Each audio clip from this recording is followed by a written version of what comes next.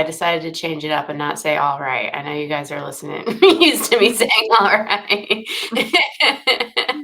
We're back for another Elevated Marketing Dad podcast.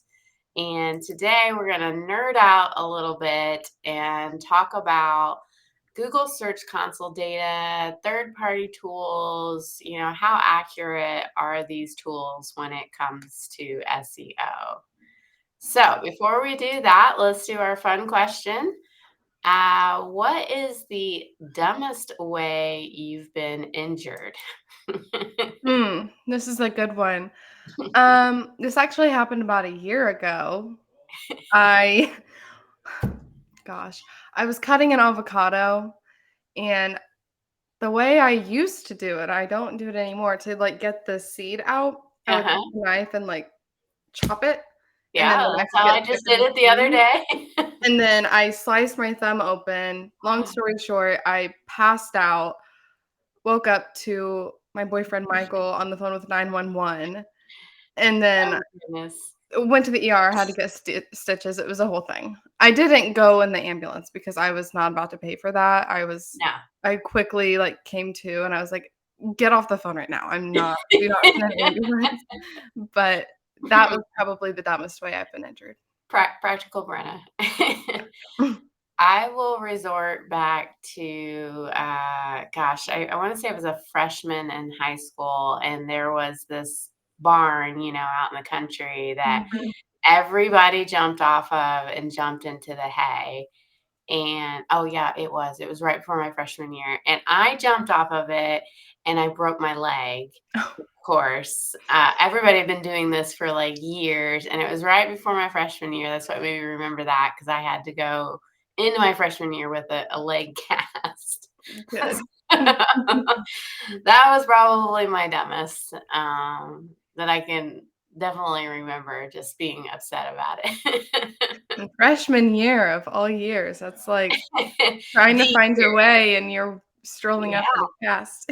Yeah, yeah, couldn't have certain outfits. It was a no-go.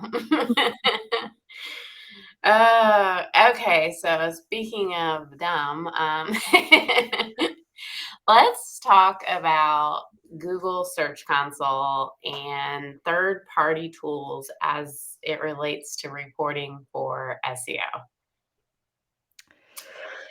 So first, I think we should maybe define for those of us that are not, deep into this, like what is Google Search Console? What do I mean by third-party tools? So third-party tools are tools like SEMrush.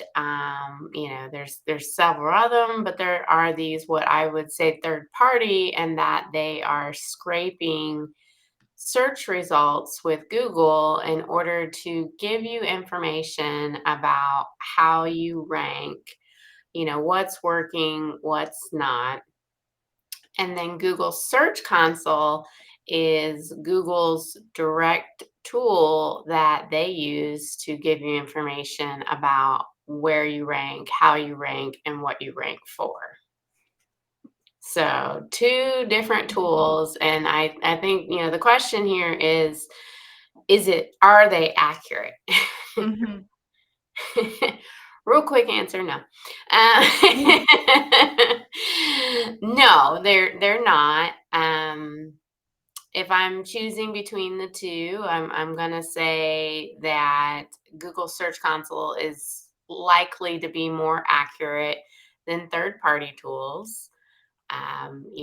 Reason for that is, Google has access to their actual data, and a third-party tool is merely scraping, the internet and doesn't have direct access. Mhm. Yeah. So, what would be the benefits of using a third party tool if we're saying Google Search Console is most likely more accurate? Like, what are the benefits to using that third party tool? Well, so I like to keep Google honest. Um, I want to talk about, some of the ways that Google Search Console is probably not accurate. And I think using a third party tool would help you be able to have something to match it up against. And there's also a lot of cool little features, that you can use with some of these tools to perhaps track certain keywords, track other competitors, and kind of see where you're moving towards versus Google Search Console. It is what it is inside of there, and you don't have those kind of additional features. So that's one reason why I would say that you need those. And those third party tools help you to identify areas that you can improve, but so does Google Search Console. Yeah, and I think one thing that does stick out to me the most between Google Search Console and using third-party tools is the competitor research. Google Search Console just does not allow for any of that. And so again, it's when you're going to these third-party tools, it's good insight to have, but not necessarily to rely on. So I think I see where you're coming from with like utilizing both. Yeah, yeah. Just to kind of go down the path of why Google Search Console is not always accurate, there are several things. And I think one of the first one that kind of, really throws people off is why is Google Analytics so different than Google Search Console? And the answer is they both aggregate or pull in data differently. And so what Google Analytics would see as organic traffic would not necessarily be organic traffic inside of Search Console. So there's a clear kind of difference there. One of them being Google Discover. Hmm. So Google Analytics folds Google Discover data directly into the category of search, and Search Console doesn't. So you could definitely see a difference there. Makes sense. Yeah, some other reasons is Google Analytics, it's a piece of code that gets installed and activated on a website called JavaScript. And a lot of times there's issues with the browser. And so Google Chrome. And so those issues can cause some differences as well. Um, that's these differences, though, is where it kind of gives you this, okay, is it accurate? And when you start to understand in some of these ways why they're different, it makes it easier to explain in analytical mind, this is why it's different.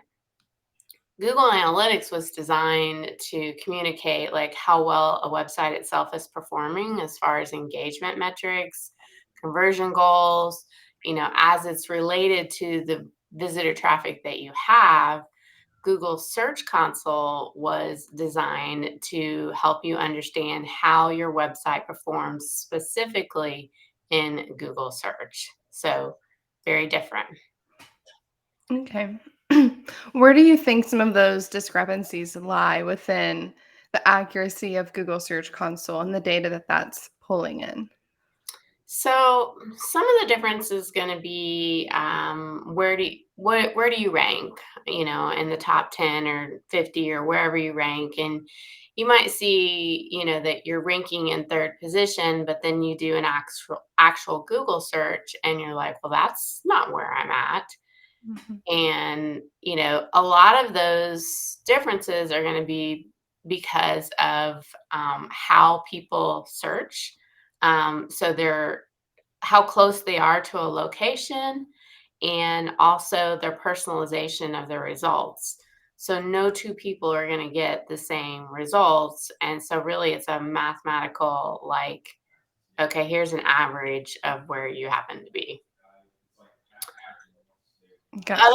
Otherwise it's different is Google Search Console by their own definition does not give you all the data, and they admit certain queries because they quote unquote want to protect the privacy of users, and we don't know what those queries are. We don't know what they put into that query, but they say it's a small number, but I have kind of a hunch that it's a little bit larger. Yeah. Well, it just makes you think like exactly how are they picking and choosing what stays within the privacy Mhm. and It's you a know big what I mean? word. Yeah, Yeah. interesting. And do you think that's a play between like this is kind of random. Do you think that's a play between like Apple and Google? Like Apple is, kind of stepping up their game with privacy. Do you think Google's following suit in that or Yeah, I mean, to a degree, I think they could be, but I mean, certainly when we're in Google Ads, I do see some things that I would think would be, covered underneath privacy, but I still see them in there. Mhm. Um, and another, piece of information that could help you is if you have a really large site. Google Search Console is limited to reporting data for only up to 1,000 URLs. So, give you an idea, we're somewhere around 500. So, if you have a larger website, it's very possible you're not getting all the information because it's limited. So knowing that between both Google Search Console and third-party tools aren't always accurate, what do you think is a good time frame to look at with the history of this data to try to get a better grasp on, where you stand in terms of SEO? It's a good question. What I think you need to look for is to use Google Search Console to identify areas that you need to improve on. So you've got to be looking through all the different reports that are available inside of there. And I think the bigger picture is to look for trends. So if it says you're in second and now you're in first, that's a trend. Or you're in fifth and now you're in first, or even 50th and now you're in 20th. Like that's a trend. And I think that's what you should use as a source of truth that you're improving, and don't take it so literal. Another thing I think about is Google regularly sends out updates about the issues that they have with Google Search Console. So it really makes you even trust it even less when you hear about some of these, like, oh, data has been delayed 10 days. And I'm not saying you should throw it completely out the door, but I think this is where having a marketing agency where they have somebody on board that is really good at data analysis and reading between the lines is the type of marketing agency you'd want to be working with. And you also kinda have to consider, like, Google's helpful content guides and all of those pieces that they put out, which are, mostly referring to seeing those results in Google Search Console. You know, again, as you're saying, like, with the marketing agency, we can kind of read between the lines when it comes to that because maybe there's a lot of busy work that's in those helpful content guides that maybe aren't necessarily going to reflect in Google Search Console, but with a marketing agency, we can kind Yeah. of look for that. Google is not going to give us all the information. They never have. Yeah. What you're alluding to are a lot of these guidelines and things that they put out there, but they're not going to be straightforward on, hey, just do this and you will rank. That's not what a true SEO agency that is any good should be doing. They have to read between the lines of what does that mean. I'll also point out Rand Fishkin just because, he's definitely a hero and someone I like to follow. And, about a year ago, he made a LinkedIn post where they had analyzed, over 146,000 websites, and they found hidden terms for up to 46% of clicks. And that's a pretty Wow. big number. And, it was an analysis from Ahrefs, which would be a third party tool.